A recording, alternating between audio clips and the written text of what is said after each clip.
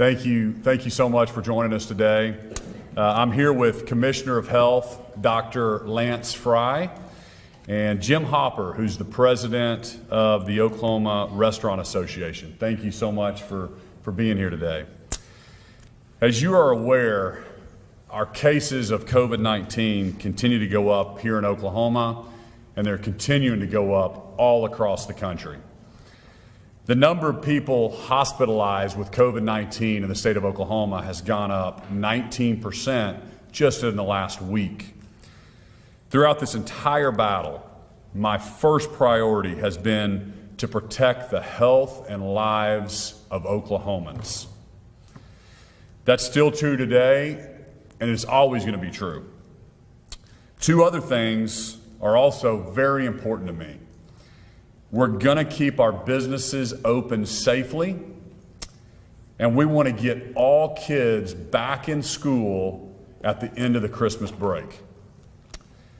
In-person learning is so important to the development and the mental health of our children.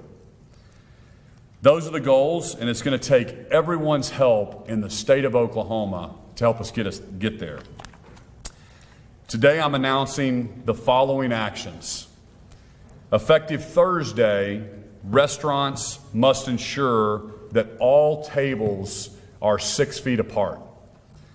This will allow them to continue to operate safely while making sure everyone is socially distanced.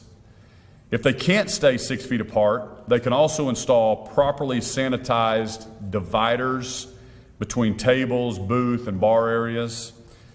The goal is to keep groups separated so we can slow the spread of COVID. Also effective Thursday, I'm requiring all bars and restaurants to close at 11 p.m. No in-person service of food or alcohol will be allowed after 11, except for curbside or drive-through windows. We need to slow the spread of this virus. Data shows that social distancing is harder to maintain as it gets later at night, especially in bars. Starting tomorrow, I'm requiring all state employees to wear a mask in common areas or when they're around people at work. This applies to 33,000 state employees across all state agencies that fall underneath the executive branch.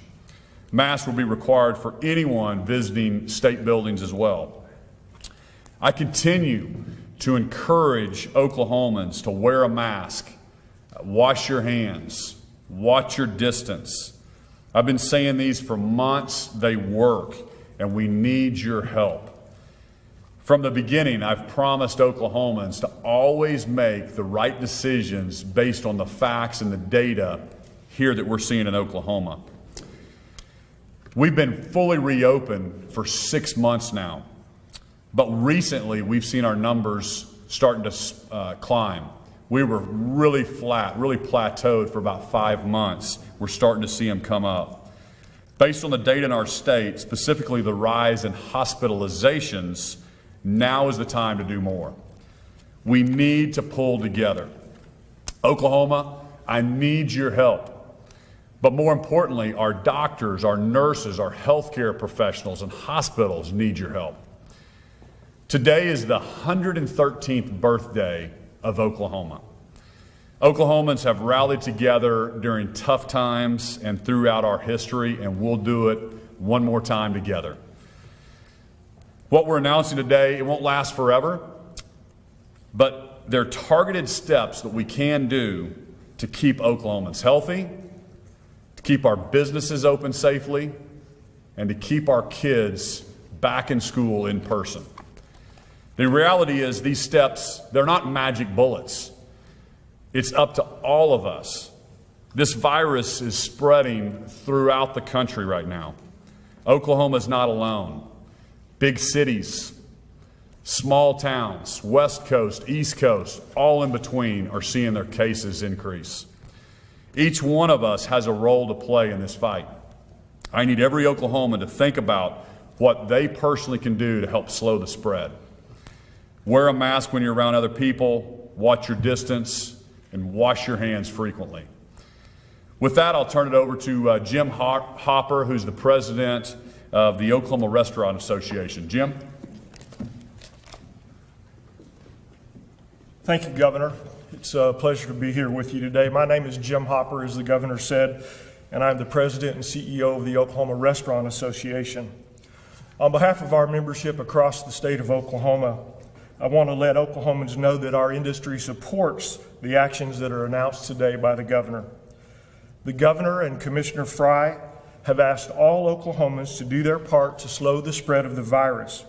We're committed to doing our part as an industry while continuing to operate our businesses safely.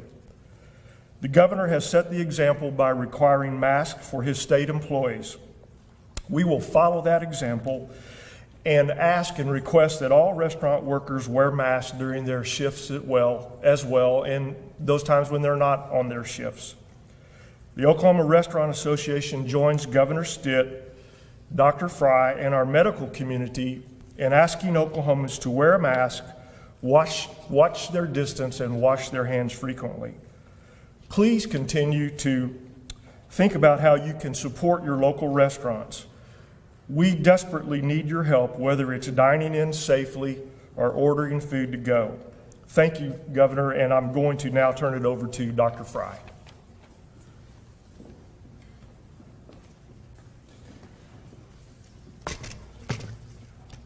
First, I'd like to thank the Governor for taking additional actions today to slow the spread of COVID-19 in Oklahoma. We know this virus is everywhere. If you think it isn't in your community, you're wrong. It's living among us all around the country, and we have to take it seriously. Here's a map from Johns Hopkins showing the latest across the country, and as you can see, Oklahoma is certainly not alone. By now, every Oklahoman has heard us talk about the 3 W's. Wear a mask, wash your hands, watch your distance. These actions aren't trite. Science says they work to slow the spread. The Governor has said countless times to wear a mask, and it's critical that you do. Masks work, but we can't just anchor on masks. They're only a part of the story. Like all Oklahomans, I am looking forward to Thanksgiving next week. I love Thanksgiving. I love getting together with my family. We have family traditions, as I'm sure you do as well. And I want everyone to take the time to enjoy their time off with their families, take the time to recharge. But we have to do it safely. If we don't adjust how we gather safely next week, Christmas could be much worse. It's been a long, tough year full of challenges and disappointments. COVID has changed all of our lives. That doesn't mean you can't enjoy the holiday. Small things can make a big difference. Get a free test before gathering with your family. Call 211 to find out where you can go to do this. Spread out tables around your house so you can distance appropriately. Open a window or a door. Eat outside if the weather's nice. Wear a festive mask for the holiday. Deliver food to at-risk family members and talk to them from a safe distance. One of the reasons I love living in Oklahoma is because we care about each other. It's what makes our state unique. Today, the Governor and I are taking continued steps to slow the spread, but we can't do it alone. We need your help to do the right thing. The health and life of every single Oklahoman is worth it. Join with us. Let's make this Thanksgiving a safe and happy one. Governor. Thank you, Dr. Fry. Thanks, Jim. Really appreciate you being here. Remember, Oklahoma, we have 3 goals. Number 1, protect the health and lives of Oklahomans. Number 2 is to keep our businesses open safely. And number 3 is to get all kids back in school, in-person learning at the end of the Christmas break. The CDC has found that not being in school is significantly impacting the mental health of our young people. As a father, that breaks my heart. We need to slow the spread so we can get our kids back in school. With those goals in mind, we're taking these steps, requiring restaurants to space their tables 6 feet apart, closing bars and restaurants at 11 p.m., and I'm requiring each of my 33,000 employees to wear a mask while they're at work. These aren't our first actions. They won't be our last. I've issued dozens and dozens of executive orders since mid-March. We've acquired PPE, we've suspended regulations, and we've built up capacity in our hospitals. We continue to work with the hospitals and our medical community every single day. We're working on more ways to get rid of red tape to make sure hospitals can take care of everyone who gets sick, COVID and non-COVID patients.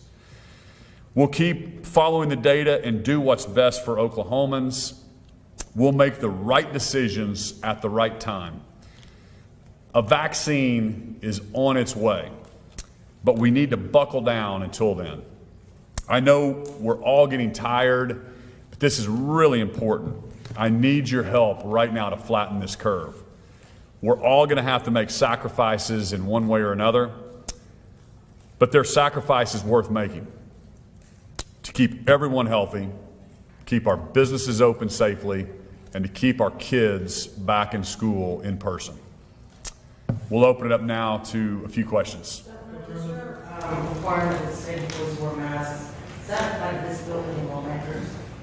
We're reaching out to the pro tem and the speaker, and I'm assuming they're going to follow suit with the building that they control. Governor, with the back to school initiative, do you have anything specific as to what you're aiming for or requiring? I mean, obviously every district is unique and different. How would you go about enforcing back to school after Christmas break? Well, that's, we believe in local control, and unfortunately, I cannot mandate every single school be back in person. About 93% of the districts across the state are in-person school right now in some format, whether it's AB or it's fully in person. But there's some schools, Tulsa Public Schools, for example, has not been back in school this entire year since last March. It breaks my heart what's happening to those kids in the Tulsa Public School area. So we're laying down the goal right now, and I need Oklahomans, I need parents, I need teachers, I need them to move forward. We have to be safe. We've got to flatten this curve so we can get our kids back in person after the Christmas break. Just to follow up, are you talking about sanctioning, or finding, or penalizing a district who doesn't go back until maybe March? Yeah. So again, I can't demand a school, the way our system works, we have local control in place. We have locally elected school boards and superintendents that have to make that call. The parents that I've talked to, in some cases 90% plus, are voting to be in person. So I'm laying out the goal and the vision. I believe that every kid needs to be in school in person after the holidays. That's my goal, that's the vision, and I'm going to be pressing and I'm going to be pushing and I'm going to be asking Oklahomans to help me with their local districts to require their kids be back in school.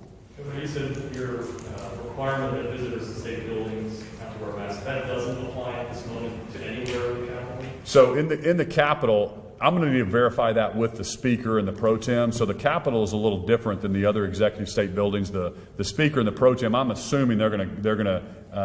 I just haven't personally talked to them. I know my chief of staff spoke to their chiefs of staff. I'm assuming that they're going to have the same requirements in this building. But this is not considered a state building that I have direct authority over. This is the legislature's control over this building, and so that's going to be something that will have to be talked through with the speaker and the pro tem.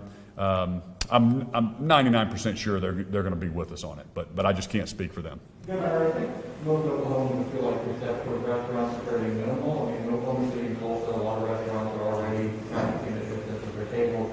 Most people don't eat out after 11 p.m. I mean, do you really feel like this will have a significant impact on fighting the virus? We think these are great steps. I mean, when we met with our analytics team, we actually brought in Google to determine what are the steps that we can do to lower and flatten the curve. And the two suggestions they made were bars after 11 p.m. and make sure that the restaurants were social distance. And so that's why we came out with that today. Is there a discussion on the deadline for this, and how will it be enforced? I'm sorry? Restaurant side, is there a deadline when it'll end, and how will it be enforced? Jim, do you want to take that? We don't have a deadline right now. All of our executive orders have to be re-upped every 30 days. And so throughout this whole pandemic, we have re-looked at every executive order that we've issued, and we'll renew those every 30 days. If we're seeing them work and we're seeing the cases go up, the goal is to flatten them down, continue to protect the health and lives of Oklahomans, but also keep our businesses open safely. We talked to the Restaurant Association. We think that these are reasonable steps that we can make. I'm not worried about the compliance because Oklahomans are compliant, and the restaurants are doing a great job. If you remember back in March when we limited any in-dining restaurants and then everybody innovated and went to curbside, we don't see any problems after 11 p.m. So there won't be an enforcement policy, or you're just operating on the honor system, or is there going to be a way? Well, the state obviously has the ability to pull licenses from different businesses. We haven't discussed that because, again, we're just rolling this out right now. I anticipate everybody being in compliance. We're all Oklahomans. We're all trying to flatten the curve together, and not even thinking about the enforcement at this point. Is there any discussion of cutting capacity of bars and restaurants rather than just the social distance aspect of it? Yeah, we talked about the cutting capacity and putting a number on it, but every building is different sizes, and so we knew that 6 feet apart was the right thing to do. That's social distance, and so that's why we chose to go there. Two questions on the vaccines. I'm curious, once a viable vaccine candidate is distributed to the states, I'm curious, do you plan to get the vaccine, and will you recommend that others get it? And then also, are you talking about any sort of recommendation for school children to get vaccinated, just like they would for, pertussis or diphtheria or anything like that? Well, number one, we've got a great plan on vaccinations, and we're going to prioritize our healthcare workers, our long-term care facilities first. We think that our first batch will be 2,000 samples. First responders, healthcare workers, obviously first. I'm not going to stand in line ahead of anybody else. I already have the antibodies, and so I'm recommending that everybody gets it once it's available, and follow, obviously, just like we always do, follow your doctor's recommendations. Would you consider issuing a statewide mandate for masks? And what would be the harm of issuing one state with no enforcement? Just probably what Oklahoma will do or something. Yeah, so this isn't about magic words. This is about doing the right thing. We're encouraging all of our municipalities, if they're seeing cases rise in their state. I'm also going to implement a call every single day with statewide elected officials, giving them hotspots, some data that we can share with our health professionals on how they can slow the spreads in their community. But again, we've said wear a mask since March. 100 times. We've said it today 100 times. Really, it's not about magic words. It's about making sure that Oklahomans are taking this seriously. I believe that we've taken our foot off the gas a little bit. For 5 months, we've been fully reopened for 6 months. So for the last 5 months, we were really flat on our curve. We were having about 1,000 a day cases, and our hospitalizations were bouncing between 500 and 600. And over the last month, we've really seen it come up. So now is the right time that we have to take it more seriously. We've got to institute some of these things that we're doing today, and I'm asking Oklahomans to do what we did back in March and April and May, and continue to innovate, continue to help me flatten the curve, help our healthcare workers flatten the curve. The thing that we cannot let happen is our hospital capacities continue to rise and increase. We have 1,280 folks in the hospital being treated for COVID today. We want to watch that very, very closely. Dr. Mark, that several hospitals are at capacity, Stillwater and Cypress. What kind of plans are in action now to help the hospital capacity situation? Yeah. Dr. Fry? Yes, so first of all, I just, again, want to reiterate that when we're talking about capacity, we're talking about staff capacity, so that changes very quickly. It can change by the hour as we have people that are admitted, discharged, staffing come on and come off duty, or they can flex up with flex nurses if they need to. So it is a very fluid thing. I'm not saying that we haven't had a strain on our system, because obviously we have. And there are periods of time where there are patients waiting for rooms, but there are periods of time outside of COVID where you have patients waiting for ICU capacity as well.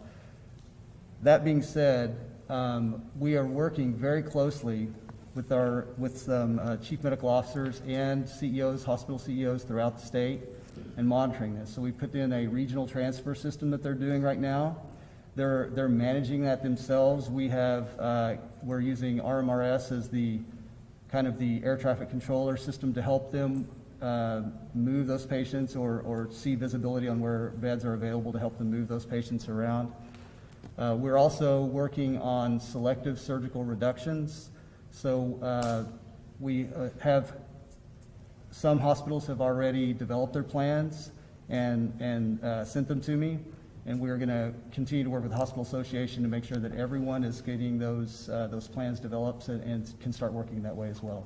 Dr. Brand, have you seen influenza start to impact hospital capacity as well as COVID, or has that not happened yet? It's not really happened yet. I mean, we've had some hospitalizations from it, but it's been minimal. It hasn't really impacted it. Mr. Do you have an update today, since the last update was Friday night, do you have an update today on statewide hospitalizations and how many ICU beds are available statewide, or will we not have that for this? It won't be until this evening. Those numbers don't come out until later in the day.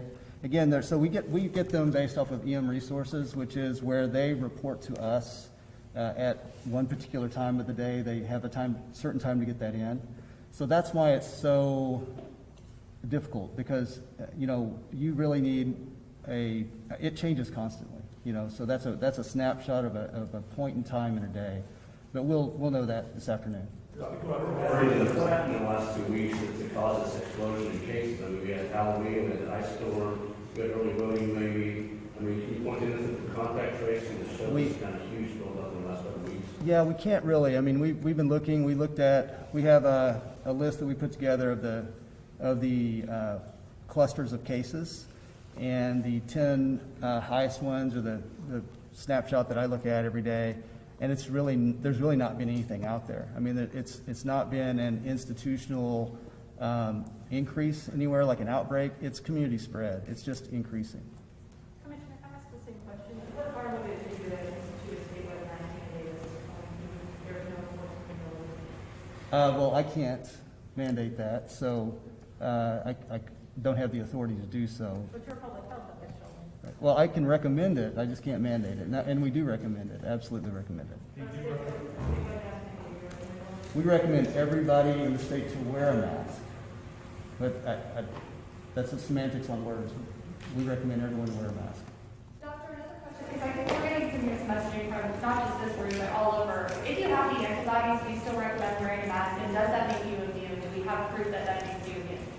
So that's a very difficult question to answer, because if you have the antibodies, the CDC says that for the first 3 months, you're basically immune. When we spoke with some other officials from the White House, they said that was a very conservative estimate from what they thought, but that's what they came up with.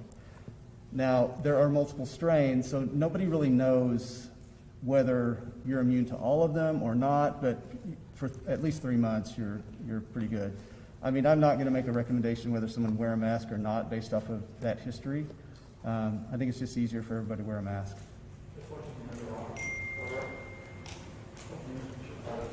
So you said earlier that you support the two measures and. I'm sorry, could you repeat that, please? You said earlier that you support your position, supports the two measures taken by the governor related to restaurants. Were there any measures that you discouraged the governor from taking, or that you opposed in your conversation with the governor on? No, not at all. We've been, as an industry, we started working with the governor and the health departments back in March. We had meetings with the governor and his team, and because they asked for some best practices for what our industry could do to help, and so we've been working very closely the entire time with the governor, and thankfully the governor and his team and the health departments by working together, we've all agreed these are the best steps to take. And so we've done that. We've been doing that since last spring. And so we want to do our part now with the spike to help. And so we are very supportive of what the governor's asked us to do. Do you feel like restaurants are already kind of abiding by the 6-foot rule, and so what's kind of impact? I'm sorry, Sorry. Do you feel like restaurants are mostly abiding by the 6-foot rule, and so then what impact do you think? well, yeah, you know what? There's always some businesses, not just restaurants, but some businesses that will say, you know what, it's for whatever reason, these are not steps that we want to take. We have encouraged our industry and our members to do that statewide. We put out a daily update and have since March. And one of our biggest messages, you know, even where it's not mandated, it's a good thing just to model good behavior, to wear a mask, to keep not only your employees safe, but your customers safe, because our industry needs to survive.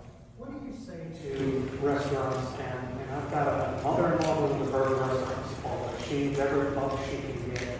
What do you say to the restaurants who say, you take away a table, you take away some money, so I'm probably not going to get another round of PPP for a while. There's obviously some fear. You close a table, you close off a little bit of income. What do you say to those business owners? Okay. I really apologize, but it was difficult for me to get the gist of what you're asking. He said, what do you say to business owners who are concerned about that they lose revenue? Oh, that they're going to lose revenue? You're taking away another check that comes in of food. You know? Well, obviously restaurants need to survive. That's not true just for the restaurant, but that's true for the economy as a whole. Restaurants are one of the restaurant industry and the hospitality industry in Oklahoma is one of the largest private sector employers there are. So people need those jobs. Restaurants need to serve people. That's what they do. They do it well. And they need to generate the income, which generates a sales tax. So all those things, and I'm not sure I'm being exactly responsive to your question, but it's just so very, very important for this industry to survive. And so whatever we can do in cooperation and in partnership with the governor and with the health departments to survive, that's what we're going to do. But are you confident that these new regulations will not be, you know, the straw that breaks the camel's back for some of these businesses? It's going to be difficult, and it will take away sales. But we've seen so many restrictive things that have been done in other states by completely shutting down in-person dining, inside dining, and we don't want that to happen. And so whatever steps that we can take to allow the restaurant industry in Oklahoma to survive, that's what we'll support. Governor, I have one other for you. Under what authority will these restrictions come? Will this be an executive order or under what authority? Yes, it'll be an executive order. Governor, quick question. Joe Biden is forming his coronavirus task force, but obviously Oklahomans are still kind of upset and questioning the outcome of the results. At some point, there is expected to be a call to the governors from Joe Biden's folks. Do you wait until the votes are certified, or are you going to start planning ahead in case he's president? Do you pick up the phone and chat at least, or how are you moving forward? You've got a Trump coronavirus task force, you've got a Biden coronavirus task force. Who do you talk to? Well, I'm going to talk to whoever's president at the time. So now until January 20th, we'll talk to President Trump, and then we'll talk to President-elect Biden on January 20th. Governor, have you had any discussions with the congressional delegations on around stimulus? Also, the lame-duck period there, the Congress will be back in. Do you have a wish list, so to say, go out to them and say, hey, guys, we need this kind of support here at home? You know, we had I had a dinner with the federal delegation just a couple weeks back, and then we'll be in D.C. with them tomorrow and Wednesday. We're going out to meet with all the federal delegation again, and so that's one of the topics that we'll be discussing on what do they see coming down the pipe, and obviously with the changeover in administrations. We're not sure. They're still waiting on kind of counting some votes in the Senate in Georgia, and so everybody's kind of waiting to see kind of what that looks like and what type of proposal the Democrats or Republicans will put forward. But that'll be a topic of discussion tomorrow and Wednesday with them.